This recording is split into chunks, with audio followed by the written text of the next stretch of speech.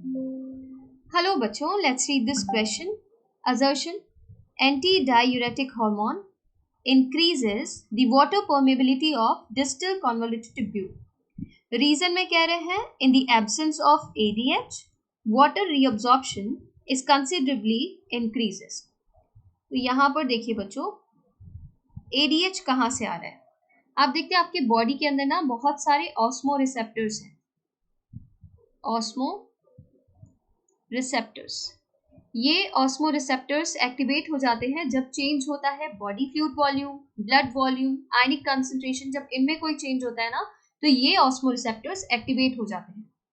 अब एक्टिवेट अगर हम ऐसे कहें कि access body fluid volume loss हो रहा है आपके बॉडी से, एक्सेस बॉडी फ्लूइड लॉस हो रहा है आपके बॉडी से, तो उस वक्त आप क्या कहेंगे? बॉडी फ्लूइड वॉल्यूम क्या कर रहा होगा? डिक्रीज कर रहा होगा.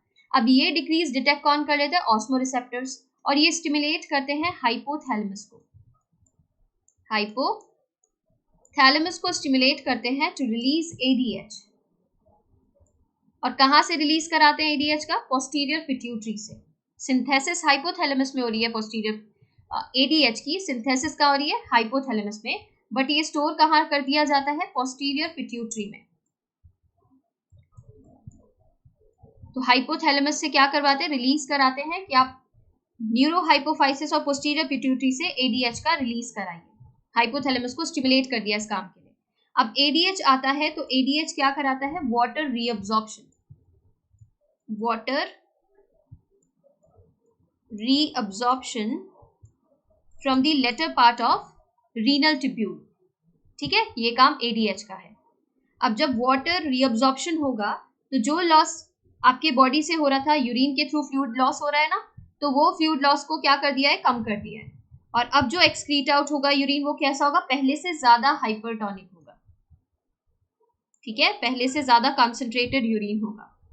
अब देखिए यहाँ क्या कह रहे हैं? Anti diuretic hormone increases the water permeability of distal convoluted tubule. तो ये बिल्कुल करेक्ट है. डीसीटी और कलेक्टिंग डक्ट से एडीएच क्या करा देता है? वाटर के रीअब्जॉर्प्शन को इंक्रीज करा देता है. ठीक है, तो यहाँ पर ये करेक्ट है. फिर दिया है reason: in the absence of ADH, water reabsorption is considerably increases. तो बच्चों एब्सेंस में नहीं, प्रेजेंस में. ठीक है, अभी देखा ना, बॉडी फ्लूइड वॉल्यूम डिक्रीज कर रहा था, ऑस्मो रिसेप्टर्स ने डिटेक्ट किया और स्टिमुलेट किया हाइपोथैलेमस को कि आप पोस्टीरियर पिट्यूटरी से एडीएच को रिलीज कराइए. एडीएच रिलीज कराने का क्या मतलब है? कि ब्लड में एडीएच इंक्रीज करेगा, और वो इंक्रीज करेगा तो वो क्या कराएगा? वाटर का रीअब्जॉर्प्शन कराएगा from the latter part of renal tubule, जो कि डीसीटी और कलेक्टिंग डक्ट आप पढ़ते हैं, कलेक्टिंग ट्यूब्यूल जो आप पढ़ते हैं, वहां से रीअब्जॉर्प्शन कराएगा. और जो वाटर लॉस एक्सेस में हो रहा था, उस एक्सेस वाटर लॉस को होने से रोकेगा. यूरिन के थ्रू एक्स्ट्रा वाटर को बाहर जाने से रोकेगा, जिससे बॉडी फ्लूइड वॉल्यूम वापस से नॉर्मल होना स्टार्ट कर देगा. ठीक है, तो यहाँ पर रीजन क्या हो जाता है? इनकरेक्ट. क्यों हुआ रीजन इनकरेक्ट? क्योंकि ये बोल रहे हैं एब्सेंस ऑफ एडीएच क्या करती है? वाटर रीअब्जॉर्प्शन को इंक्रीज करती है. ऐसा नहीं होता. एब्सेंस क्या करेगी? वाटर रीअब्जॉर्प्शन को कम करा देगी. ठीक है, तो यहाँ पर ये इनकरेक्ट है. Both assertion and reason are true. ये गलत हो जाएगा, दोनों ट्रू नहीं है. यहाँ पर भी दोनों ट्रू नहीं है. Assertion is true statement but reason is false. ये करेक्ट है. Assertion and reason are false, दोनों फॉल्स नहीं है. करेक्ट ऑप्शन जो बन रहा है वो है ऑप्शन 3.